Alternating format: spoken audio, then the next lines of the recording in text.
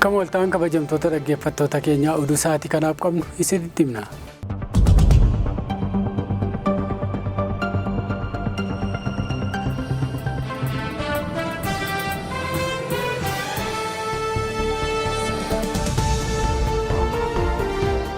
Gumiin naannichaa kaartuumitti walitti bu'iinsa Itiyoophiyaa, Eertiriyaa fi Sudaan keessaa dhaabuuf waamicha dhiyeesse. Gumiin naannichaa bakka bu'oota biyyoota akka Sudaan, Eertiriyaa fi Itiyoophiyaa keessatti hammaate walgahii guddaa kaartuumitti Eebila 23 geggeeffame irratti fi walitti bu'iinsa naannichaa keessatti deemaa jiru dhaabuuf waamicha nagaa wal danda'uun waliin jiraachuu dhiyeessuu isaa ejensiin oduu Sudaan gabaaseera. Maqaa gumii humnoota Eertiraa, Sudaanii fi Itiyoophiyaa jedhamuun beekamu kun walgahichi fedhii uummattoonni naannichaa nagaa fi tasgabbii jiraachuuf qaban kan calaqqisiisu ta'uu duudhaalee waliin jireenya guddisuun diinummaa fi walitti bu'iinsa balaaleffachuu isaa gabaasni kun eereera. Walgahii kana irratti dubbii himtoonni fi bakka bu'oonni hawaasota adda addaa kanneen akka Tigraay, Amaaraa, Oromoo fi Somaalee irraa dhufan akkasumas ergamtoonni Sudaanii fi Eertiraa gochaawwan hammeenyaa itti fufiinsaa irratti hojjennoo tokkummaa qabaachuu isaanii ibsaniiru. Keessattuu nagaa waaraa fiduuf karaa filatamaa yaada marii amanuu akka naannootti waliin hojjechuu daangaa walhubummaa walii qabaachuu ta'uu isaa jabeessanii dhiyeessaniiru. Hirmaattonni walgahichaa walitti dhufeenya daangaa ce'uu jabeessuun akka barbaachisu kan dandeessisan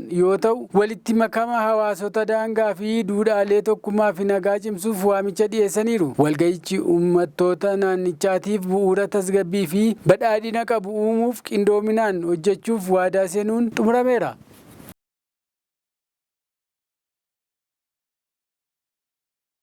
Haleellaa qindaa'aa dhaabbilee waraanaa irratti raawwatameen ministeerri ittisaa Maalii Sadiyoo Kaamaraan ajjeefamuun dhaga'ame. Maalii keessatti dhaabbilee waraanaa biyyattii adda addaa irratti haleellaa qindaa'aa hidhattootaan raawwatameen ministeerri ittisaa Jeneraal Sadiyoo Kaamaraa ajjeefamuu isaanii mootummaan mirkaneesseera. Dubbii himaan mootummaa Maalii Liisaa Usmaan Kaliibaalii dilbata Eebila 26 2026 ibsa kennaniin Jeneraal Sadiyoon kan ajjeefaman haleellaa hidhattoonni mana jireenyaa isaanii irratti xiyyeeffachuun raawwataniin ta'uu ibsaniiru. Manni jireenyaa ministeera ittisa magaalaa Kaatii keessatti argamu sanbata kaleessaa haleellaa kan irratti raawwatame yoo ta'u, Jeneraal Sadiyoon mootummaa waraanaa fonqolcha mootummaa bara 2020 fi 21 geggeeffameen aangoo qabatan keessatti nama furtuu fi dhiibbaa guddaa qaban turan. Oduu gabaasaan Aljeeziraa Nikolaas Haaq dhimma kana irratti yoo dubbatu, Jeneraal Sadiyoon hooggansa waraanaa biyyoota bulchaa jiru keessatti namoota dhiibbaa guddaa qaban keessaa tokko yoo ta'an, namoonni tokko tokko immoo akka hoogganaa Maalii isa gara fuula duraatti isaan ilaalu turanii jedheera. Itti dabaluunis du'i isaanii raayyaa ittisa biyyaatiif kufaatii guddaadhas jedhameera.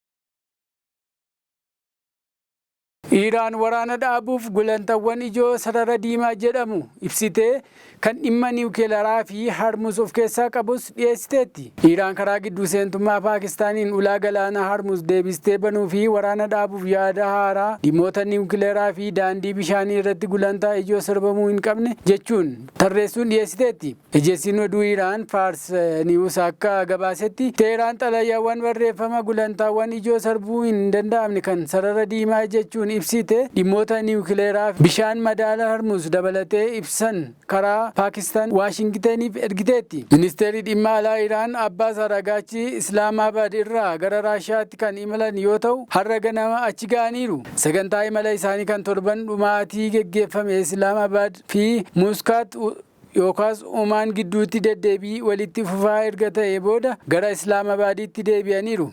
Paakistaan keessatti hoogganaan waraanaa Asiim Muniir, ministeerri muummee Sheebaz Shaariifii fi ministeera haajaa alaa Ishaaq Daar waliin erga mari'atanii booda imala isaanii itti fufan. Aragaachiin amma magaalaa Seet Peetersbargitti pirezidaantii Vilaadimiir Puutiin waliin ni mari'atu jedhamee eegama. Miidiyaan Iraan isaan waliin imalaa jiru akka ibsanitti imalli kun Teeraanii fi Mooskoo gidduutti dhimmoota naannichaa fi idil addunyaa irratti gorsa dhiyoo gochuu itti fufuuf kan xiyyeeffatedha jedhan. Aragaachiin erga Raashiyaa ga'anii booda miidiyaa mootummaa Iraanitti akka himanitti akkuma beekamu dhimmoota bal'aa keessattuu dhimmoota naannichaa fi idil addunyaa irratti akkasumas dhimmoota hariiroo gama lameen keenya irratti yeroo hundaa Raashiyaa waliin marii ni geggeessina jechuun dubbataniiru.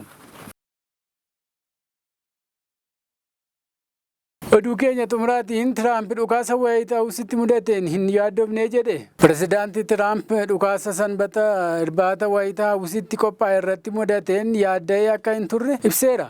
Sagantaa SBC waliin gaaffii fi deebii taasiseen hin yaadofne jireenyi maal akka ta'e hubadheera addunyaa maraatti keessa jirra jedhe. Miidiyaa USA akka ibsetti namni dhukaasa banee dargaggeessa umurii waggaa 31 Kool Toomaas Allen jedhamudha. Dargaggeessi kun miidhaa yeroo sana irra ga'e hospitaalatti yaalamaa kan jiru yoo ta'u wiixata irraa mana murtiitti dhiyaataa jedhame. Abbaan alangaa waliigalaa USA Todd Blanche shakkamaan kun qondaaltota olaanoo USA irratti xiyyeeffachuu ibsee garuu kaayyoon haleellaa kanaa maal akka ta'e qoratamaa jira jedhe. Sagantaa irbaataa geggeessitoota Waayit Haawusiif qophaa'e sana irratti Tiraampii fi pirezidaantii itti aanaan JD Vance dabalatee aangawoota olaanoon hedduun turaniiru. Waayit dhukaasii banametti pirezidaantii Tiraamp bakka sana gara iddoo biraatti saffisaan dabarfamaa ture. Sana booda Tiraamp Waayit riippoortorootatti dubbatu hojiin akkana balaa qabu hin jiru jedhe. Waayit Haawus ibsa baaseen Tiraamp erga haleellaa sana jalaa baraaramee booda miira sodaa tokko malee mul'ateera jedhaniiru. Egaan kabajamtoota dhaggeeffattoota keenya oduu isaatii kanaaf qabnu kanuma waliin turuu keessaniif galatoomaa jenna.